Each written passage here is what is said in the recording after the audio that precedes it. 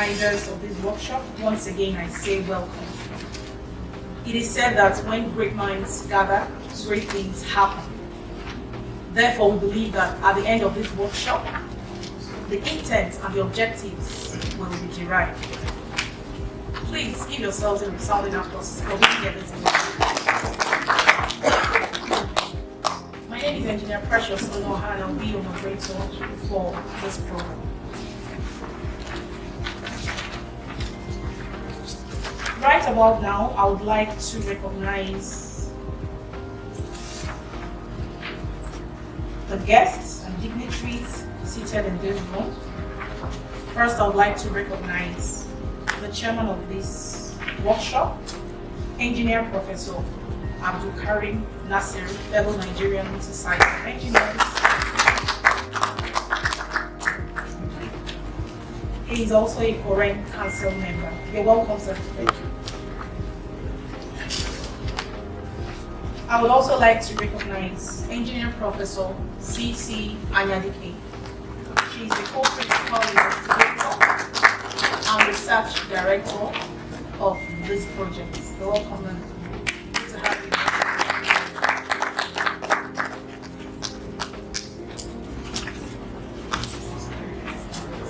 Much later, we'll be having the NSC president and the APRED president to join us at this occasion.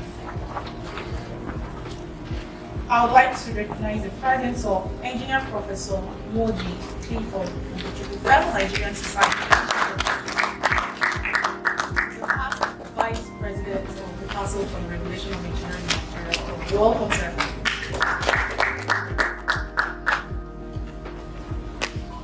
We have with us Engineer Professor Constantine Bajobu from the University of Nigeria, Nsukka.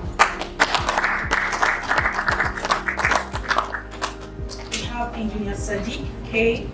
Omeza from Onya Construction. We have Engineer Dr. Sita Anthony Ezama.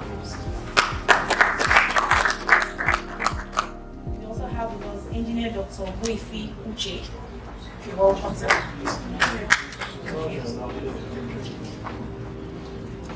Engineer Dr. Patrick U. Aban.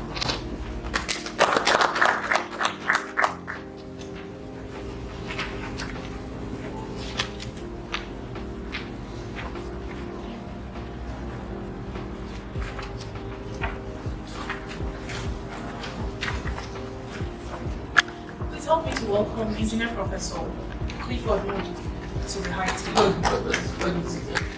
I think the NSC president will come. And that way, we should be the same.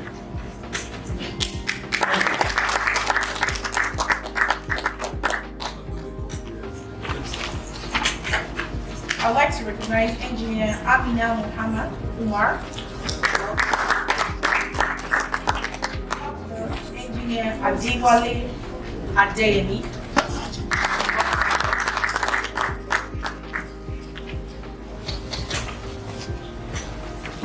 All the way from Owerri, we have Engineer Professor Martin Obigebu. We also have Engineer Dr. Abdurrahman Otan. You're welcome, sir. Engineer Dr. Erewari Ukoha Onoha. We also have with us Engineer Dr. Sani John.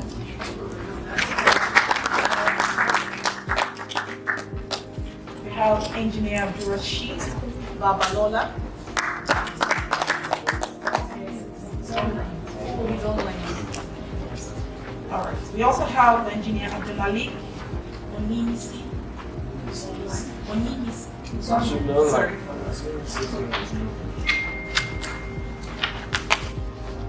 We have Engineer Dr. Onyebadwe Ikena. Engineer Abdulmumin Ahmed Shuaib. We have Engineer Muhammad Bashir Shatima. Dr. Ohabu Chupemekaju.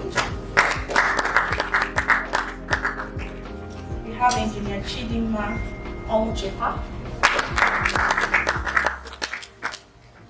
We also have Engineer Emeka Kalu.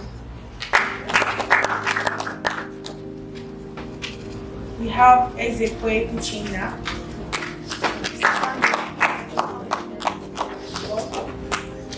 We have Chechukwu Frank Mwampo. We have Engineer Mabogaji Oladipo Isiaka, the head of facilities. You're welcome, sir. We also have Engineer Alpha Misha Ileama. We have Chief Hobby Mary Francis.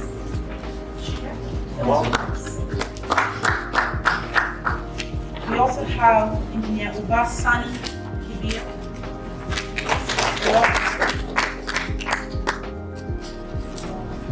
I'd like to recognize the principal investigator and the CEO of Onya Construction, Engineer Dr. Uzonna Onya.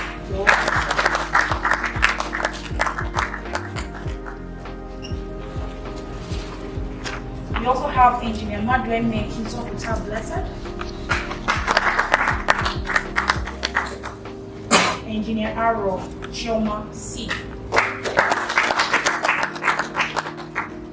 Mrs. Juliet Olisa, online.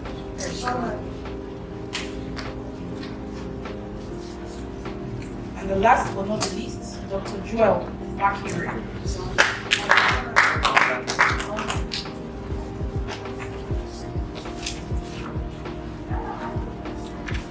The outcome-based education, OBE, in engineering is the brainchild of the Council for the Regulation of Engineering in Nigeria, OREN, since the year 2017, when the Council started its journey to become a signatory of the prestigious Washington Accord under the International Engineering Alliance, which is a global not-for-profit organization which comprises members from 41 jurisdictions within 29 countries across 7 international agreements. These international agreements govern the recognition of engineering educational qualifications and professional competence.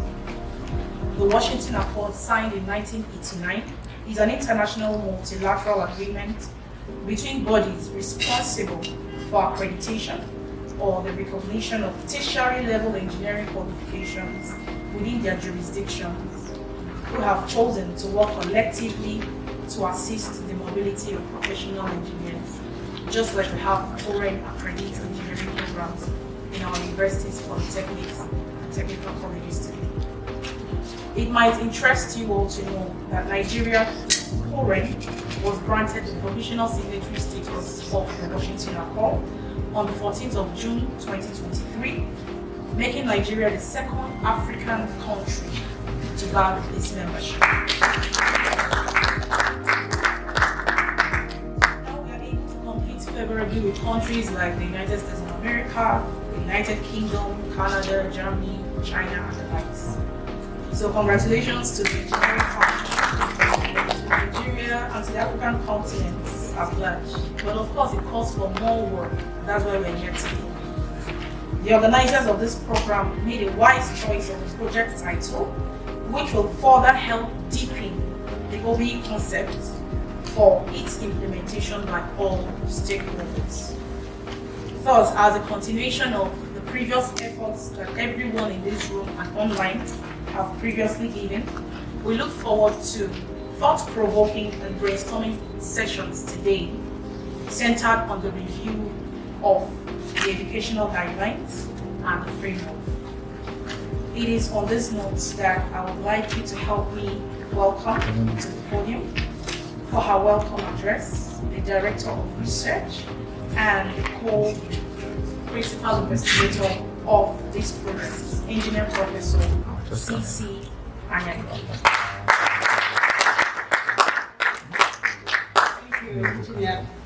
Precious honor. Thank you so much. Good morning, my esteemed professors, directors, esteemed stakeholders of this project. We welcome you warmly today. this workshop. First of all, we want to appreciate your commitment because you have been with us all the way. Both the online survey we did, the key informant interview we did, the focus group discussions, the stakeholder engagements, and here today, we are here, gathered here, you left everything that is important to you to be here. And we really appreciate each and every one of you. We want to say a very big thank you for your commitment, your dedication. Thank you so, so much. Today, we embark on a journey of collaboration, innovation, and progress in the realm of engineering education. This workshop signifies a collective commitment to the continuous enhancement of educational experience that we provide to our students, ensuring that their preparedness for the ever-evolving challenges of the 21st century. What we are trying to do, we're trying to make sure that the students are well prepared for the future. And your contribution is key to it.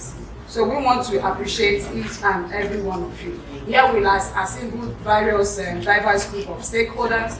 We have people from the academia, we have captains of industry leaders here. We have our students here. We want to hear their voice because their voice are very, very important. We have the advocacy group here.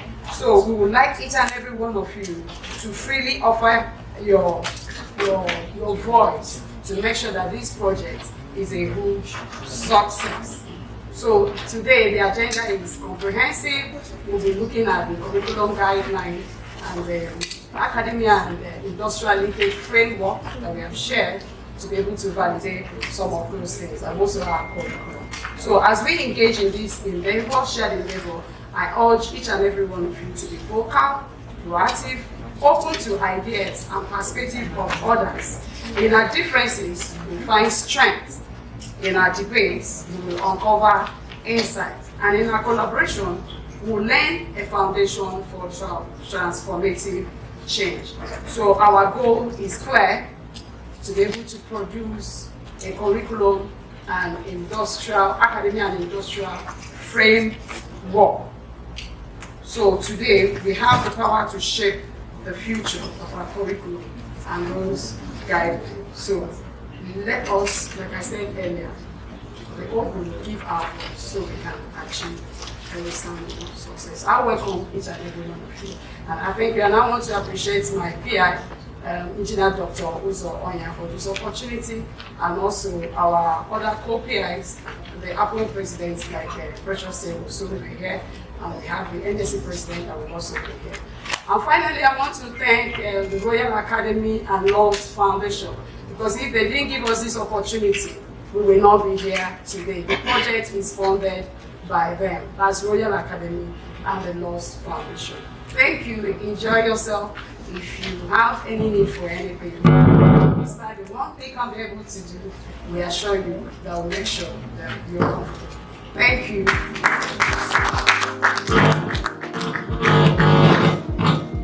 Thank you so much, Prof. I think we can do better than that.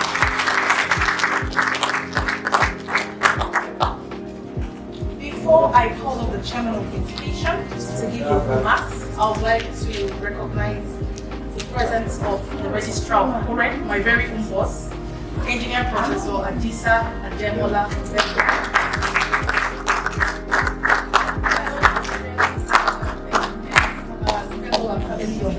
He's actually online. He's a special guest of honor of this occasion, and he's the father of this project. You're welcome, sir. Join me to welcome for his remarks the chairman of this workshop, Engineer Professor Abdulkarim Nasir, fellow Nigerian Society of Engineers. Thank you very much, Visions. I want to welcome all of us here. We are all distinguished. If I'm not mistaken, everybody here is an engineer except those who make it. Am I correct? Yes, sir. So this is our business. It is our business and we must take it so seriously. It is long overdue. I'm so happy when I heard about the project. Yes, of course, Koren has started the journey. But If we all get into it, then we see the light of the day. We need the academia. If as a professor, I don't believe in it, all the professors here, they are not interested. It will not work. But if we all come together, and know it's a business that we need to vote for, then it will work. We need it because this is the direction the world is going. If Korean had not started, believe me, there is no way to have gotten that signatory status. No way at all. And it's so good for us. Nigeria, we're already over 200 million. We have very brilliant engineers, very brilliant middle-aged engineers, and very brilliant, very old engineers in our country. And ability is global. There are people from Philippines in Nigeria, from India in Nigeria. As bad as some people see Nigeria, they still come in and they stay with us.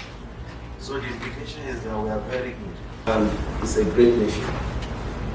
Anybody that has gone through engineering education knows that engineering education is not more as my university student used to say.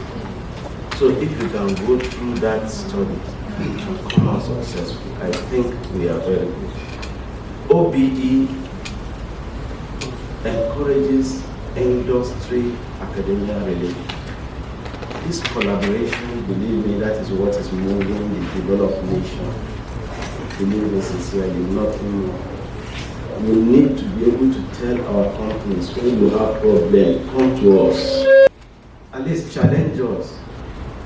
If we fail, then you can tell the world. I am very sure we will not fail. We can do it. So we need to create this relationship, we need to create a strategy, we need to create the collaboration. And for us to do it, we must all be on the same page. So as I welcome you here today, please let us discuss with open heart. Let our goals be the same. We want to move engineering to the level that it deserves. We already have the intellectuals. We are good, both in the academia and the industry. Believe me, we are very good. I want to warmly welcome all of you, and I wish us a very, very interesting, memorable, and result-oriented deliberation today. Thank you very much. Thank you so much. So right now we're going to have a project update for us to know how far we've come, all the work we've done so far. So presenting to us the guidelines and the framework is the principal investigator of this project and the CEO of Onya Construction. This Korean assembly, where we established that actually we have a problem in engineering, that the education and the industry, there is a wide gap. And after establishing that through that assembly, of course we all know what Korean assembly is all about. It's the congregation of all the stakeholders in engineering annually. So then that established the basis for the mandate of this research. And we set in with our next sets of surveys, which included the key informant surveys that we did, followed with the special interviews where we identified special stakeholders and professionals and experienced experts in the industry, and we talked to them extensively. And they were very open and very forthcoming, followed by a very selected focus group discussion cutting across all the sectors. We met with students, we interacted with them, we asked them questions, they asked us questions. We met with the advocacy groups, which is UPWEN and NSC.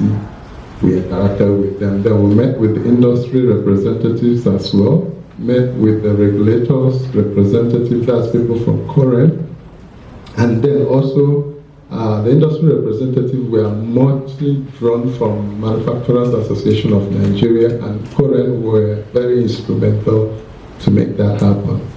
So all the collaborators you see represented here have been very, very active on this project. So it will be a disservice to actually just give the project team the credit. They have all been working very hard to make us succeed. So following that, we now had the first workshop when we concluded that 5 sets of different stakeholders category focus group discussions. So we had a first workshop which was hosted by the University of Nigeria, Nsukka, and then that was where we developed the frameworks. We looked at the curriculum, and we have Professor Mbadjo here, who is the chairman of curriculum committee in the Faculty of Engineering, University of Nigeria, Nsukka, and we also have Engineer Dr. Eriware. They were very instrumental in the curriculum. And then the guidelines were, as a result of the workshop we did, came up with the guidelines for the curriculum implementation and also future development. These guidelines and these frameworks for industry and academic collaboration, because the project identified that lack of collaboration between the industry and the academic is a major problem for engineering practice. And now that we are evolving and we are now statutory signatory to Washington Accord, we cannot be normal anymore. We have to change to meet up the requirements for that statute, for our new statute. So therefore, there is need for us to have a framework that can help close the gap of industry and academic collaboration. So the frameworks have been shared online, and inputs from all of us have been collated. Now, this workshop is all about meeting as a group and looking at those things that we have looked at individually, because individual inputs can be analyzed and critiqued in a group setting so that we can refine the frameworks better. So please, can you put up the framework, both the past, the current statute? Yes, this is what we have currently now.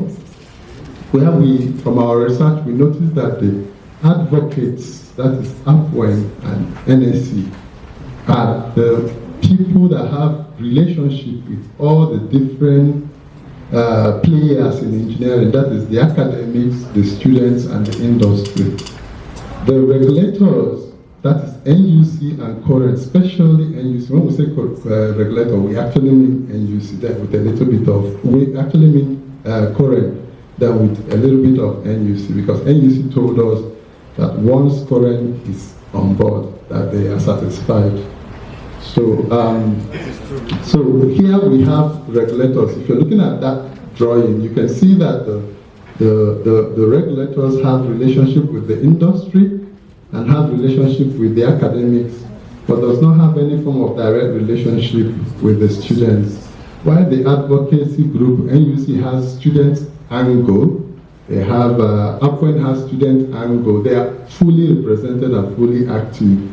And then the students and the academics have relationship, while the industry does not have relationship with the students, does not have relationship with the academics. The students is the only one chasing the industry. That's why you have issues of IT placements and what have you. So please, can we go to the next, what we are proposing? So this is what we are proposing now. The change we are proposing, if you look at the triangle we have, you can see, look at inside the wheel, you can see where you have the academia, you have the industry at the base of the triangle, and you have the student on the other angle. So the vectors of the angle, that's the point. You have the angles pointing in a synergetic relationship. Now, what we are proposing is that the industry must relate with the academia, and that means that the academia must work with the industry in area of ad hoc lecturing, industry excursion, all the things we mentioned that are listed in the system. And we say that the academia would now instruct the students.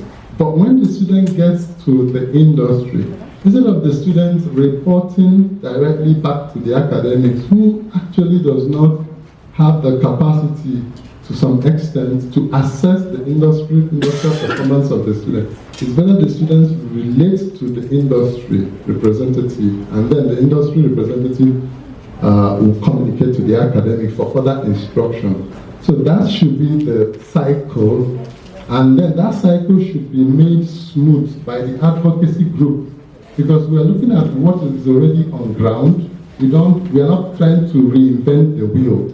Since there's a reason why Upwend has a good relationship at the universities, there's a reason why NSC has a good relationship at the university, and there is also a reason why Koren is everybody is scared of Koren. So we don't want to push Koren, or we don't want to propose that Koren should come directly to deal at the university, but they should remain a regulator. So if you look at that wheel now, you can see the teeth of the wheel. There are two wheels here, shown by the grayness of the wheels. The outer one, which is lighter gray, is now the regulators. The inner one is the advocacy group. So the two wheels are plugged together, meaning that whatever the regulator wants, because we have also observed that the regulator and the advocate groups have a wonderful relationship. You can see that with Koren and Upwell, and you can see that with NSC and Koren. They have a wonderful relationship. So instructions and relationship and information can be passed between two of them. And then the advocacy group, who already have a good relationship with the academia, with the industry, and with the students, can help bring that down, those policies down to the system, and help mainstream all the policies that Koren is having. But in details, please go. In details, we have the breakdown of this relationship listed in the academic and academia and industry collaboration framework. So we made details there. And what we expect us to do today is to look at these instruments in detail, and then see how we can improve them. Are they okay the way they are? Each of them, the 7 frameworks that we listed, are they good the way they are? Is there any way we can strengthen it? Then we should also think about implementation. How do we implement this? What should we advise? What can we change to make it smooth for everybody? I love what the chairman said, that we are here for us. We are here for all of us. We are the engineers. We are the ones mentoring the future engineers. If we get it right, we'll get it well. So I thank you for coming. And also, at the end of the project, when we finish here today, we are not ending the research. This is just a phase of the research that this meeting will confirm. After this, we will still follow up to see that it is effectively implemented. If there are areas that we will look into more, we'll call all of us together to look into more into that. And also, we have identified top skills that engineers of today need to have. And we are going to develop content on those top skills. Top among them is safety skills. And surprisingly, another top of them is communication skills. It's amazing that even communication, which is art, is featuring. This is a pool that was done across engineers, and they elected communication skills top there. AI skills is also one of the top feature skills that we have. And then project conceptualization and management is also ranking. So these skills are skills that we are going to develop content on, get resource persons on, things like AI, train some selected engineers on those skills, deploy them in the industry for a period of 60 days, monitor them and also encourage them. So we relate with the industry and get a feedback to see the impact. Following these guidelines that we have, to see the impact in the industry and get our feedback, and then before we now conclude on this work and submit our report to current APWEN and NSC for implementation. It's not our responsibility to implement, it's theirs to look at it, and the ones that are good and that will work for them, they can implement. But we will lobby to ensure that whatever is good is well done. And then we will also develop an application, a soft application that we can also encourage engineers to be involved in, so that we can monitor the current trends of skills in engineering and also know how we can also include them in our curriculum. I want to especially thank you very much for coming, and thank you for your support, and may God bless us and may God bless the Republic of Nigeria. Thank you. Thank you so much, Dr. Onya. You would agree with me that it's getting deeper, it's getting more technical. So before we have the Registrar of Koren to give his keynote speech, I would like to recognize the presence of Engineer Dr. Aneke Noma. You're welcome. Also joining us virtually is Engineer Ahmed A.S.Y. Kutigi. He's the head of special duties at Koren. You're welcome, sir. The Registrar of Koren, Engineer Professor Adisa Ademola Bello, Fellow Nigerian Society of Engineers, Fellow Academy of Engineering, to give us his keynote speech. Good message at this all-important workshop organized to promote outcome-based education. I sincerely thank the organizers and the grant winners of the Royal Academy of Engineering, aimed at identifying and developing industry-relevant engineering skills for a safe and innovative engineering education and practice in developing countries, especially Nigeria. I wish to restate the commitment of the Council to work closely with all stakeholders towards engineering regulation, promotion of value creation, technology development, and economic growth. I'm happy that on our logo of our collaborators, you can see that the only people that are collaborating that are regulators are Koren. And a lot of people need to also be educated most times, especially at our functions, that Koren is not an association. Koren is a regulatory body, agency that is statutorily empowered by the federal government of Nigeria to act, or rather to regulate and control the education, the training, and the practice of engineering in all its aspects and ramifications. This empowerment comes from the Act, which was first established in 1972, decree number 55, and amended by decree number 27 of 1992. Later amended also by Engineers Registration Act Cap E11 of 2004, the Laws of the Federation of Nigeria, and further amended by Engineers Registration Amendment Act number 3 of 2018. So we are actually an act of parliament, and like I said earlier on, our act empowers us to regulate and control the education, training and practice of engineering in all its aspects and ramifications in Nigeria. Distinguished ladies and gentlemen, I'm sure you are aware, like the MC said earlier on, that on 14th June 2023, Nigeria, through Koren, was admitted into the Washington Accord of the International Engineering Alliance as a provisional signatory status member, placing Nigeria on the global engineering map.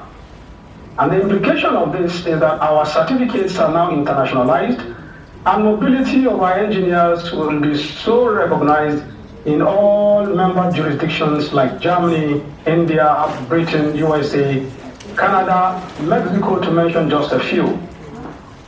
To stay on this elite group engineering map, our educational status, which is currently adjudged as substantially equivalent to the member jurisdictions, must be improved upon from time to time.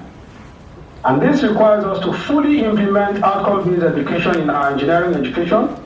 We know that OBE is about graduating engineers with hands-on engineering skills and competencies. This aligns with this project titled Sustainable Engineering Education through Innovation and Industry-Based Skills Development and Practice, which I'm sure you all have known today as EngineeringXpress. EngineeringXpress is contributing to the building and maintaining of the capacity for safe and innovative engineering education and practice by understanding and closing the existing gaps between engineering education and practice in Nigeria. This will further promote the triple helix of academia, industry, government relationship. Koren is also collaborating with the RIKE SD on the innovation of the pentagonal helix, which includes funders and communities in addition to the traditional three I earlier mentioned.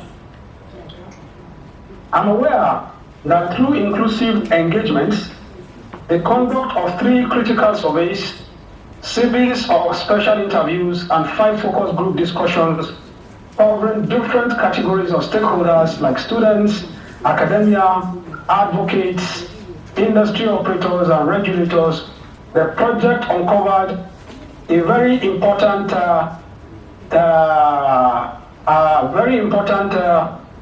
development. And that is, it realized that collaboration between academia and industry is lacking. And this led to efforts by this group to bridge the gap and increase industry involvement in outcome-based engineering education. This project has also identified critical engineering skills for safety, innovation, and entrepreneurship. I have also been briefed on the conduct of the first stakeholders engagement workshop, which developed an engineering curriculum, its supporting guidelines, and a framework for academia-industry collaboration. May I, at this juncture, say that it is very important for us to consider the current efforts by the National Universities Commission at producing the core curriculum minimum academic standard, that's the CCMAS, and the outcome-based current BMAS, which is currently being reviewed to keep up with the new status of current. It is important for us to all collaborate so that we don't derail and that we can channel all our efforts towards developing a better society. I therefore happily welcome you all to this second hybrid workshop for validation of these engineering education instruments, or educational instruments. I want to use this opportunity to thank you for your efforts, commitment, and sacrifices. It is my hope that at the end of this workshop, you would have developed and validated reliable and sustainable instruments that will enhance and support the implementation of OBE for engineering education in Nigeria. I'd like to thank you for your anticipated robust engagements and participation. I pray that the Almighty God bless you and grant you safe journey when you return to your respective destinations. Thank you all for your kind attention. Thank you.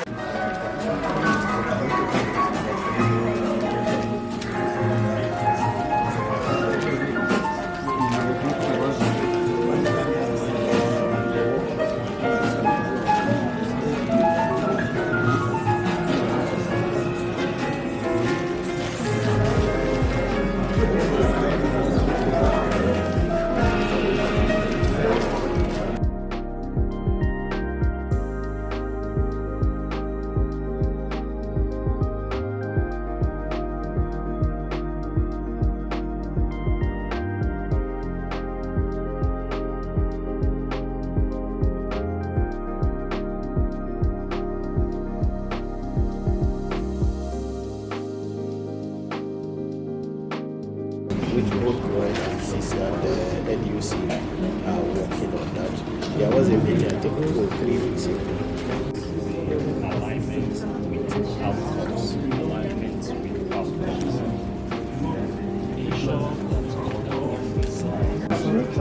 With learning outcomes and focusing on technical competence and skills. I think that is okay. Because of this, we have takes our lecturers to look. Don't mind her. You just you don't know what to do.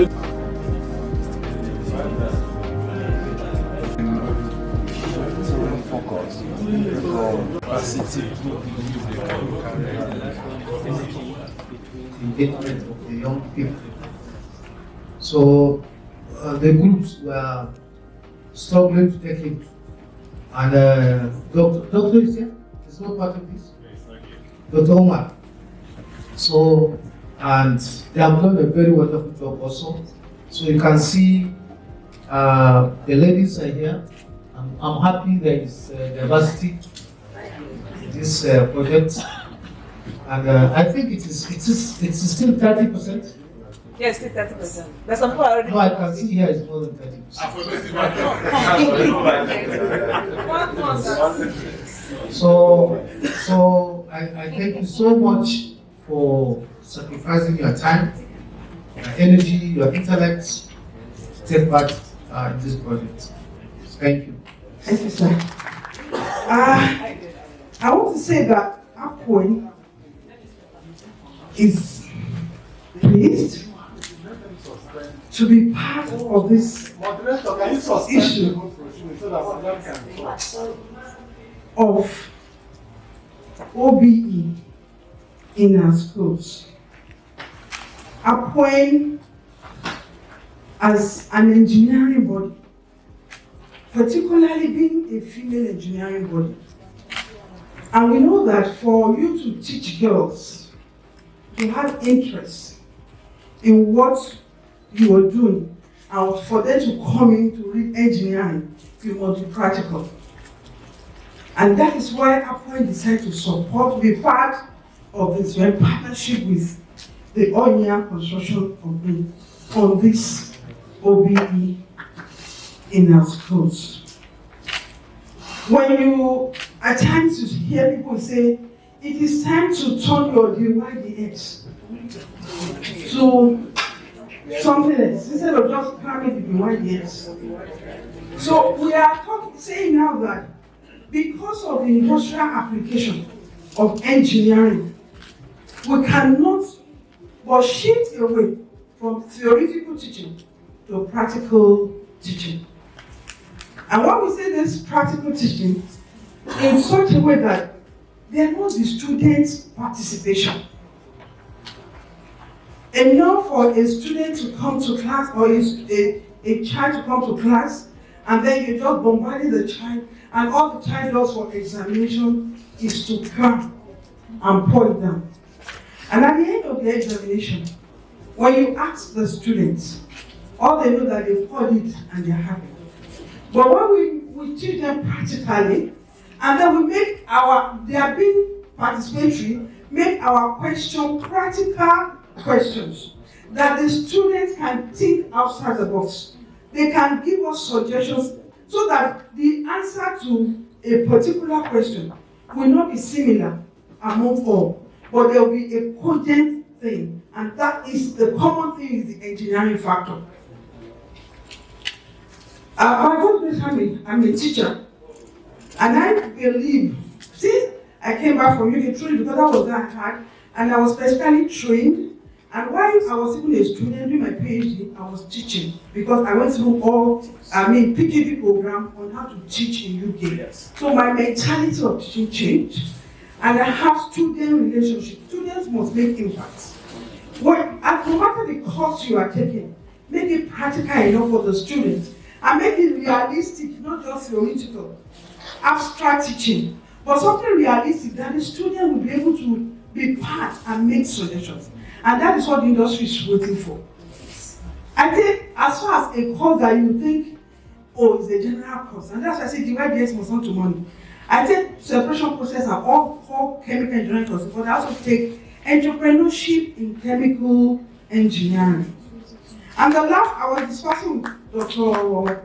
Audrey, I said the last question I said, I gave the students. I know you can see it doesn't matter, but if you don't have the concept, if we have not talked together one-on-one, you won't be able to have it. And so the last question, one of it was, how can you, as a chemical engineer, advertise your product for it to have a positive impact on the economy of Nigeria? Of course, there's no straight way to it. I pick the word adverts. The way you do your advert can be different from the way somebody else will do the advert. So in advertising, creativity comes in. And in creativity, engineering comes in. And at the end of it, money comes in. So everything's enclosed. Of course, I wasn't there, you know the question, and people were thinking, but because we had met in the class and allowed them to have interaction, you make suggestions. I tell them, you two teach me so that I can learn from you. And I think that's what OBE is all about. And by so doing, you arouse the interest of these young ones, all of the girls in the university, so that they don't finish university and go for another option instead of practicing engineering. Because if they don't have that zeal, they'll go, you see them in the bank. And when they're in the bank, they are changing to go and read accountants or courses, MBA. I can't. So you now wonder why it is so. And it's because our foundation has been theoretical. So we must change the narrative. And the only way to change the narrative and make it to be interesting, because the future of this nation actually depends on engineering. And that engineering also depends on how far we are able to capture these younger ones, to have the feel and the love to do engineering to the core.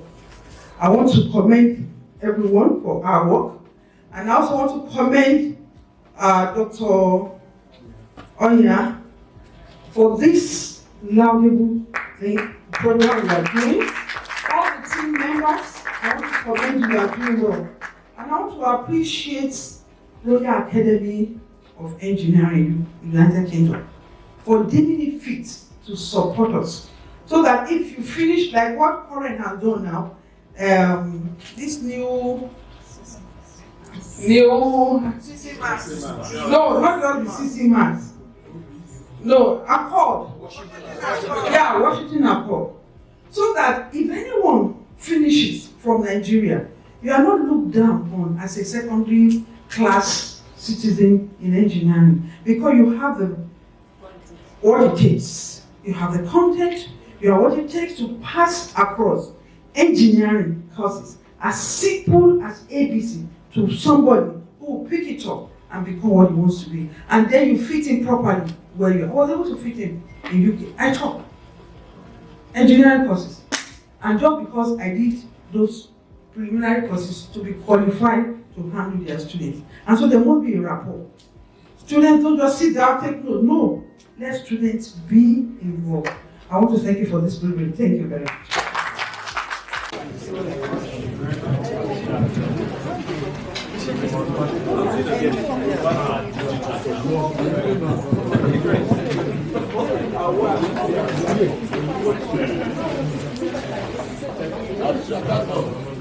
Sir, you didn't know what to do with the cardboard?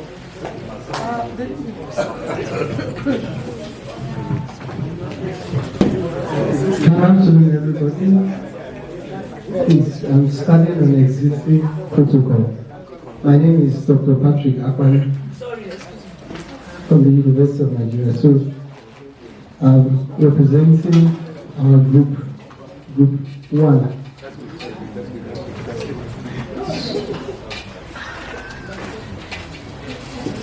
Okay.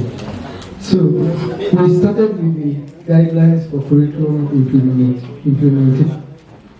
When we looked at the first point, we were okay with the first statement, but we had a little problem with the second statement that talked about maintaining approved limits. So what we decided in our group is that Korean and MUC will be responsible for ensuring this balance. And we said one way we can do that is through directives and through accreditation. That was what we agreed. Then for the second point on outcome mapping, we were satisfied with the first statement. However, the second statement began with allocate up to 50%. We said the comment there is ideally course contents are developed by senior experts in the academia. That, however, we can encourage or recommend 70% be given to the academia, while 30% to the industry partner, because we felt like the first 50% that was stated in the instrument was not very clear.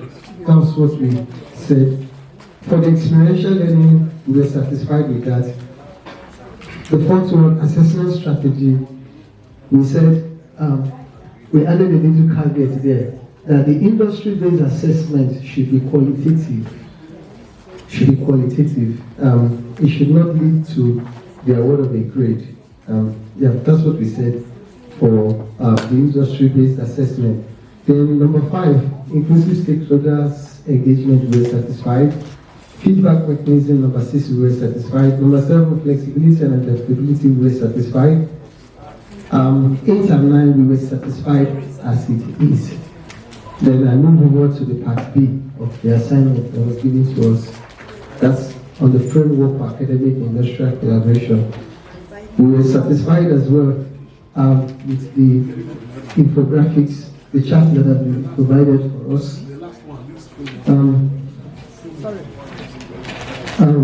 So when we go into the description of each of the items, for the industry advisory boards, we didn't see the need to make any adjustments there. So we moved on straight to the second one. We felt like, again, whenever we say that industries are to assess, the assessment should be qualitative. So we added this yellow comment there by qualifying what the assessment should be qualitative.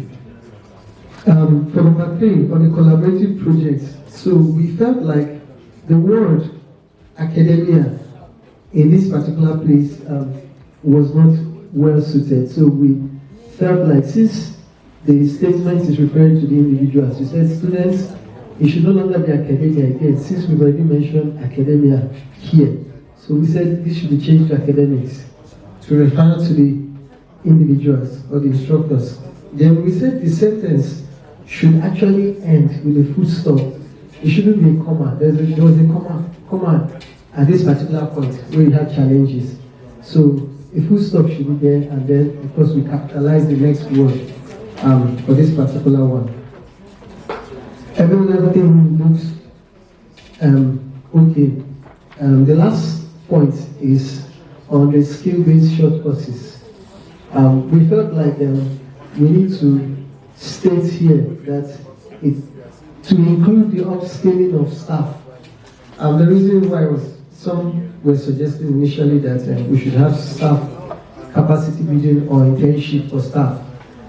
So there was argument that we cannot be talking about internship for professionals, that what we should be talking about is capacity building.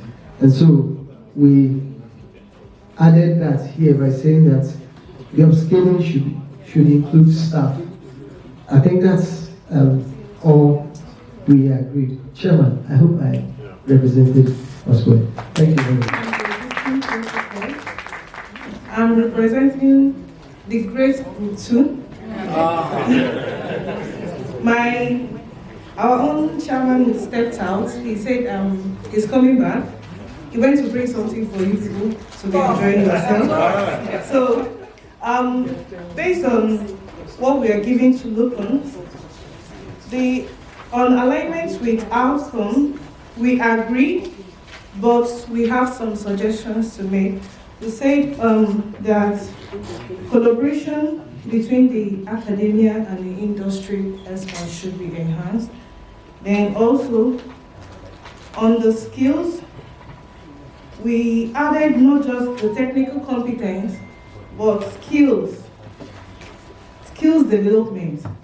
Because before you are a competent person, you have to have skills. So we say that skills and technical competence and soft skills are needed. Then we also say that Korean should take regulating the admission capacity. That Korean should regulate the admission capacity of the universities. Very, very important, because you cannot give what you don't have. So we cannot accommodate 500 students where actually we need 20 students. So that's one of the things we say. Then in the outcome mapping, we say that the regulatory body, that's the Korean, the NUC, MPTE,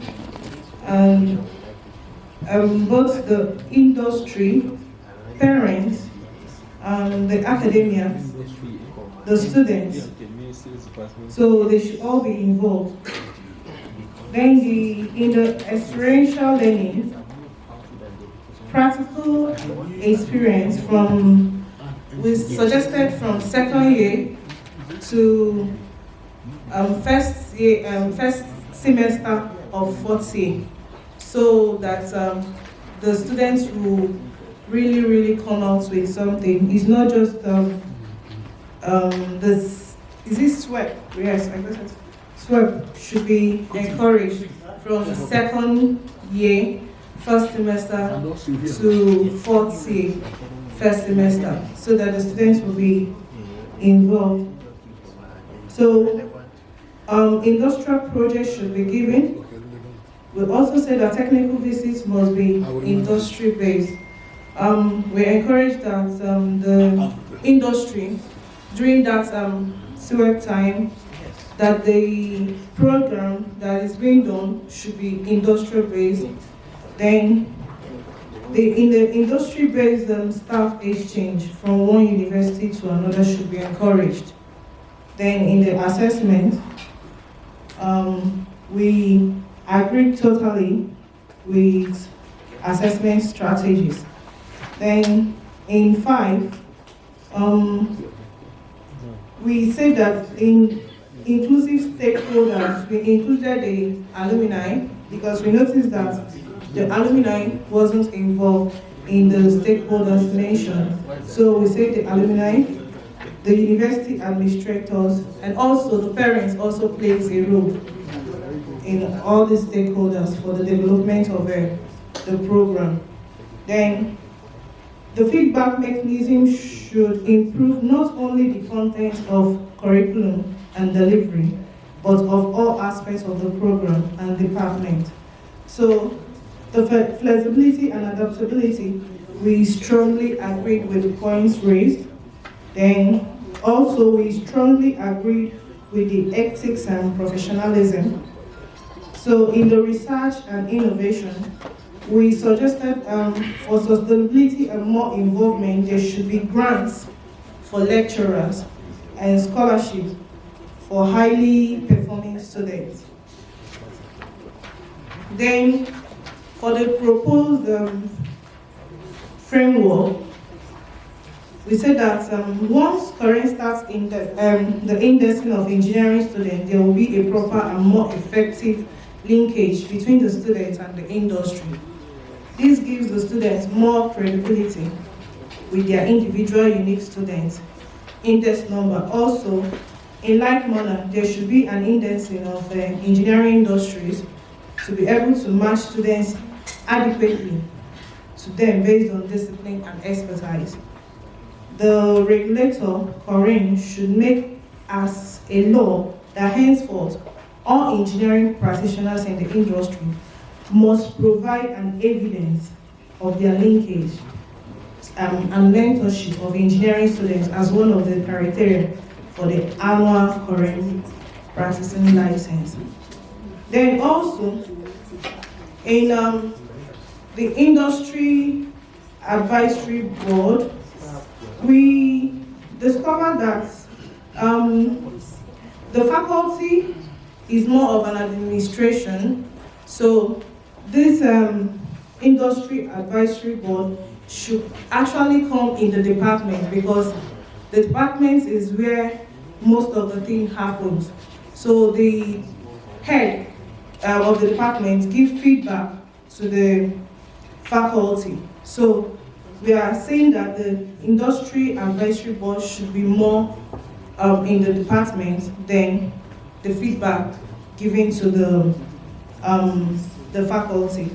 Also, in the collaborative education, we also say that in all these things, excuse me. So we say that students should be also fostered in to make sure that the students are well informed. Then we agreed with the others, the collaborative projects, the industry base, and the rest of them. Thank you very much. From group 3. So starting from the first component, which is the guidelines for curriculum implementation, the first item there is alignment with outcomes. My group felt that the statement there is okay, but there is an important statement at the end of that that needs to be given a voice. The last part, which is maintain the approved limit of student, academia, industry admission capacity. We felt just leaving it as a component of that first point may not align so well, since that point is talking about alignment with outcome. So we felt it should be given a point to stand on its own and be called admission capacity, but still maintaining the component of that statement. So we felt that should even be number one, because when we look at, for those of us in the academia, we know that that is a major problem that we have.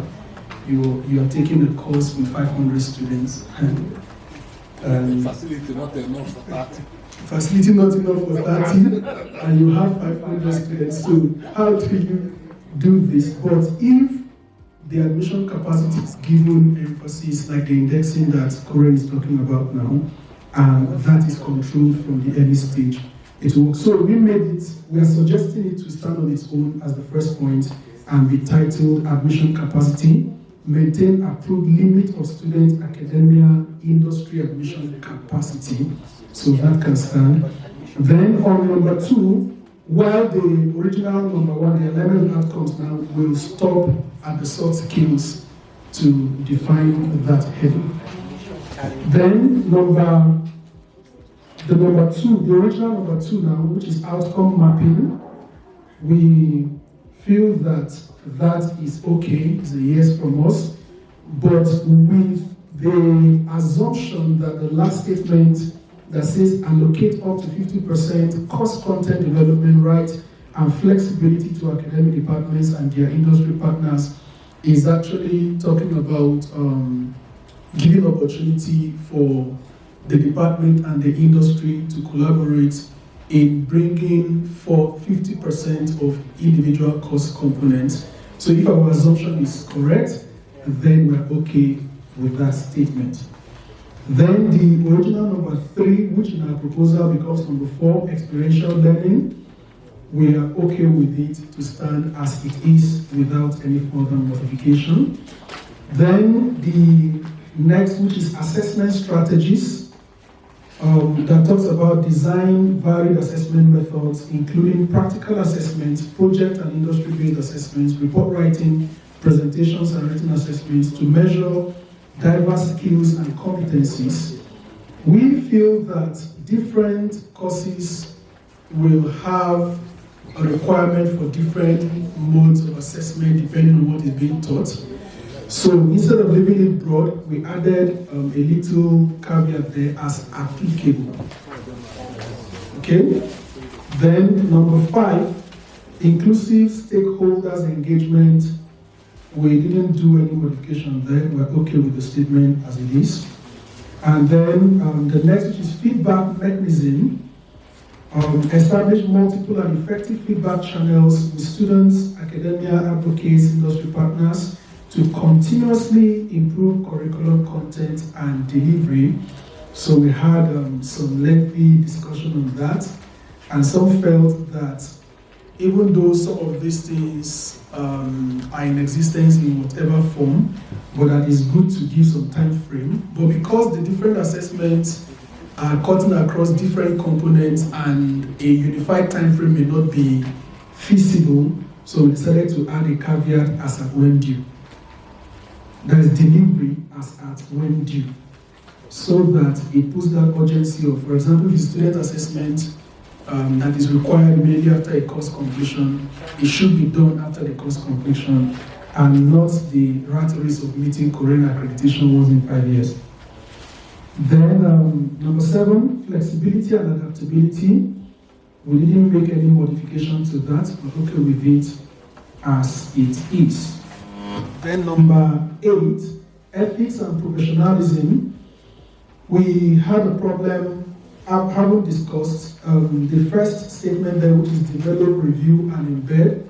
From our understanding of the statement, we felt that development of codes of conduct and ethics of professionalism is not the responsibility of the people implementing the curriculum, because you don't make your own rules. Korean has some code of conduct that guide our practice. So based on that understanding, we felt that instead of develop, review, and embed, we replace those 4 words with incorporate codes of conduct, ethical considerations, and professionalism through the way universities are established, just political consideration, geopolitical. We just felt that what should be added there should be, second sentence, maintain the approved national limit. Approved national limit. So that when we leave it like that, anybody who wants could ask for them, and you'll be told that NUC, Korean will then come in to know what will be the requirement, how many engineers, maybe civil, agri, and whatever, for each year. That's what we have there. In number 2, like in other groups, the second sentence was not easy for us to resolve, and that is allocate up to 50% course content. We were divergent. At the end of the day, what we agreed reached us. Allocate up to 50% course content, development rights and flexibility to academic departments and their industry partners, and then ensure that the minimum academic benchmark is achieved. I don't know whether I got this point. Just add that caveat, ensuring that minimum academic standard is achieved. So that whatever anybody is doing wherever, at the end of the day, that thing will be benchmarked with the minimum academic standard. Number 3, we're okay with it. Number 4, we're okay with it. Number 5, we're okay with it. Number 6, and that has to do with feedback mechanism.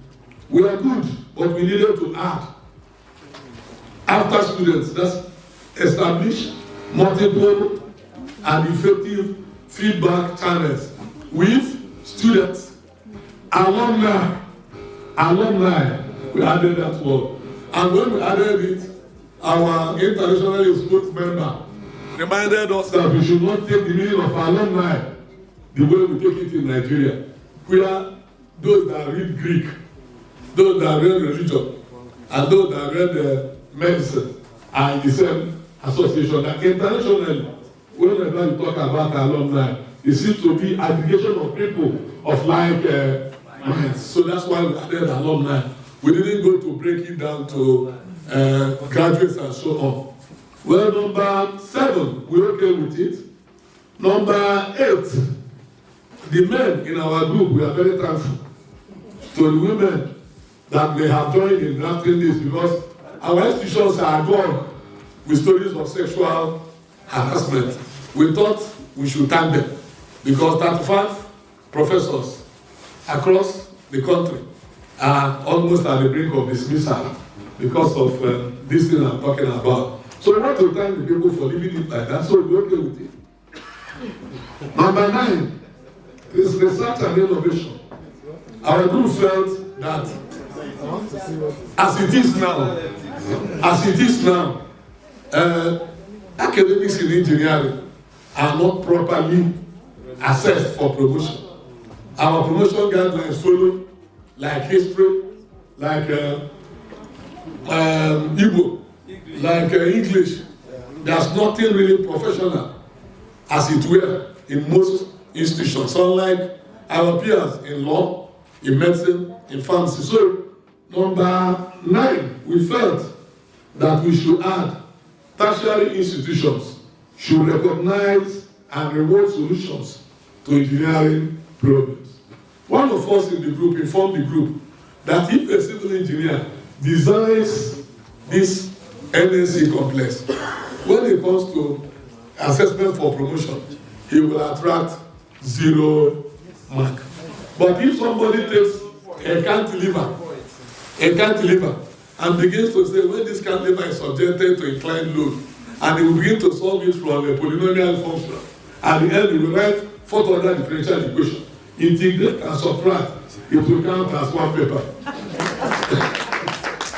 So we are saying other feats like this, including this type of research that this team has done, such things should be well rewarded. And that has done with guidelines for curriculum implementation. When we come to framework, we are agree with the academia industry collaboration framework as presented in this diagram. Then in the description, when we go to number 1, Industry Advisory Board, we are worried that most of our tertiary institutions have peculiar meaning of boards. So we say beside the boards, we should put in parentheses committees. We should put in parentheses committees.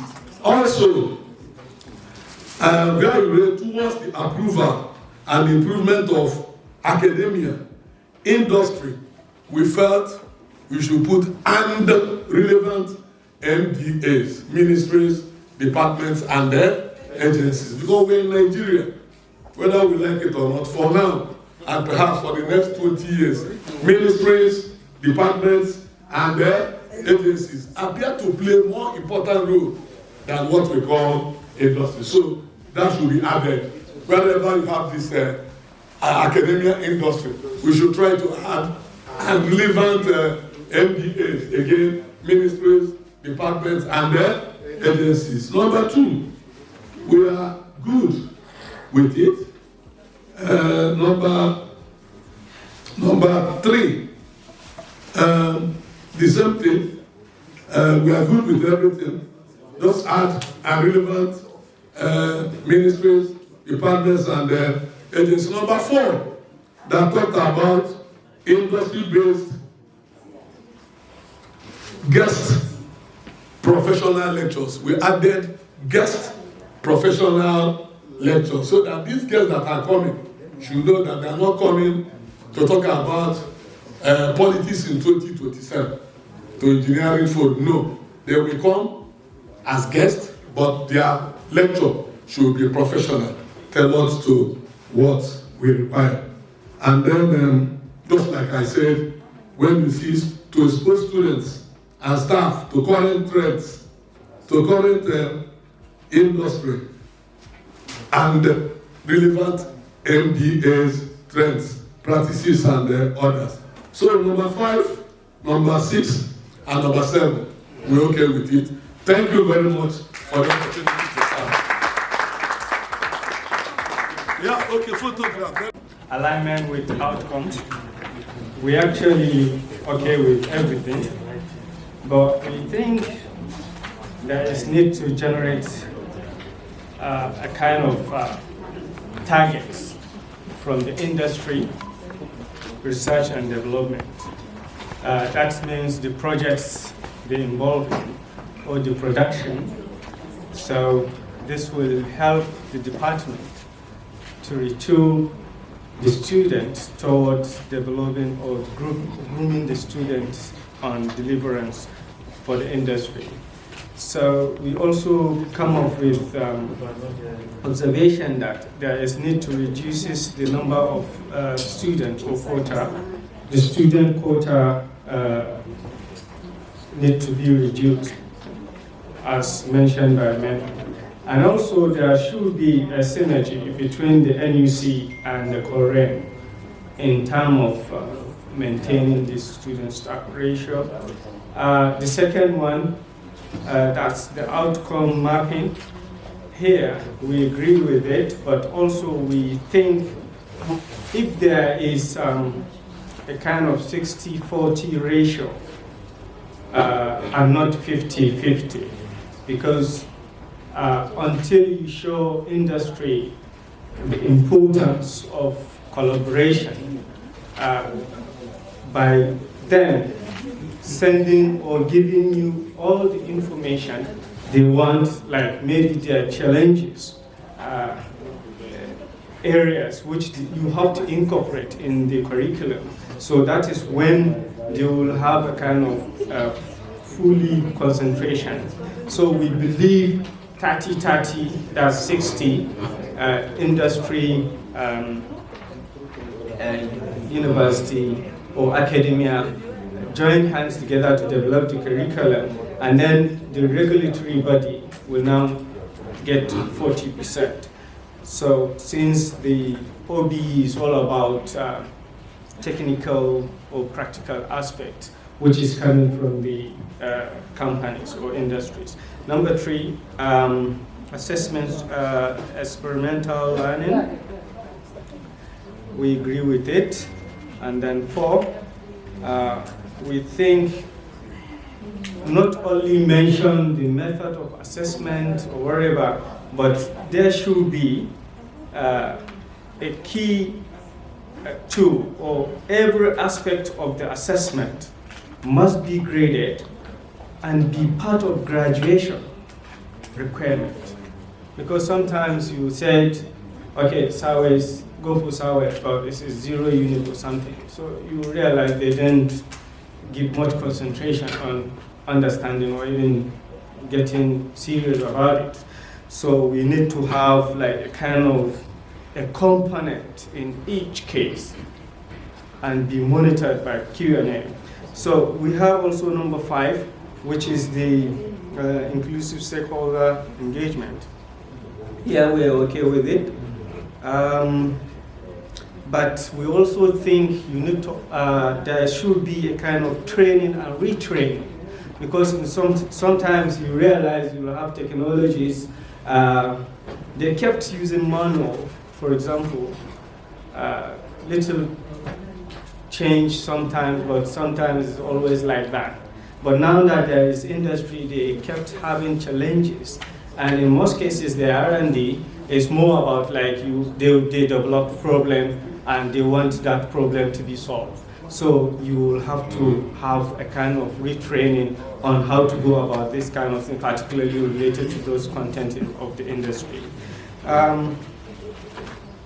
Number 6, the feedback mechanism, we're okay with it.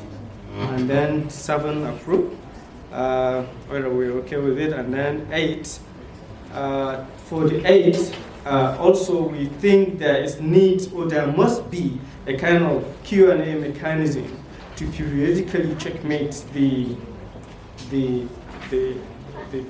program or the content, whether it is being followed. Then 9, we're okay with it. Then for the framework,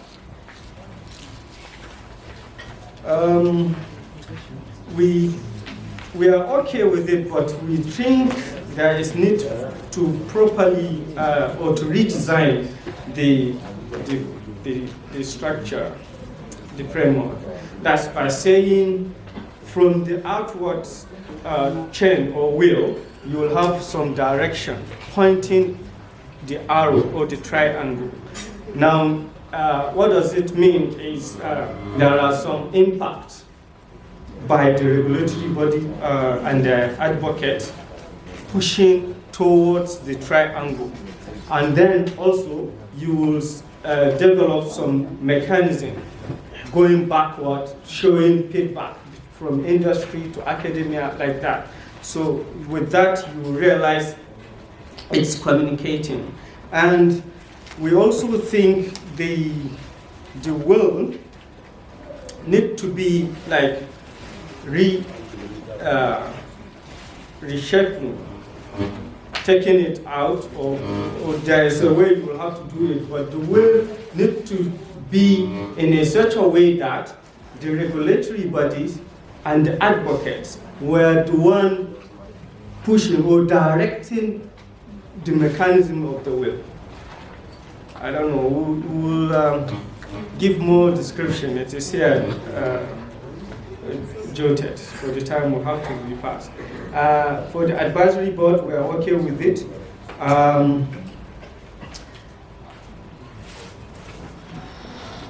For the collaborative education, we think the academia and industry should be part of the assessment. What we are saying here, you need to have a potential component of the assessment by the industry so that they get involved. Because you bring them in, so let them be part of it. So that's what we're thinking. And then collaborative projects, we're okay with it. Then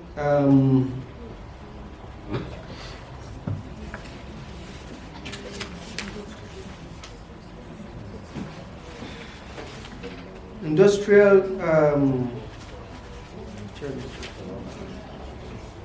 sorry.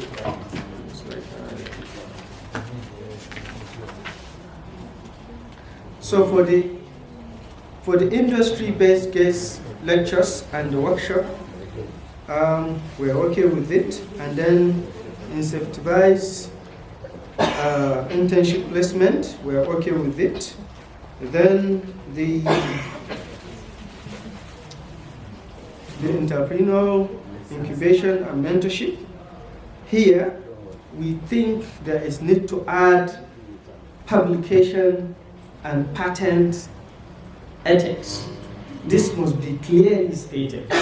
In most cases, the patents need to be well defined, as in the ethics, the regulation, or the guidelines behind the ethics of the patent. For example, if the research is leading to patents, who took the benefit, what, everything must be defined.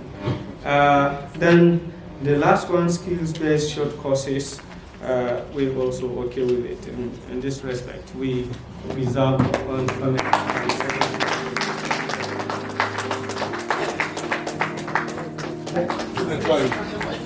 Chair of Elizabeth Tumoke FNSC, President of Agri Society District of Engineering and Essential, current President's Rep, University of Nigerian VC's Rep, and Onya Construction MD and CEO, who have been very, very instrumental to this project.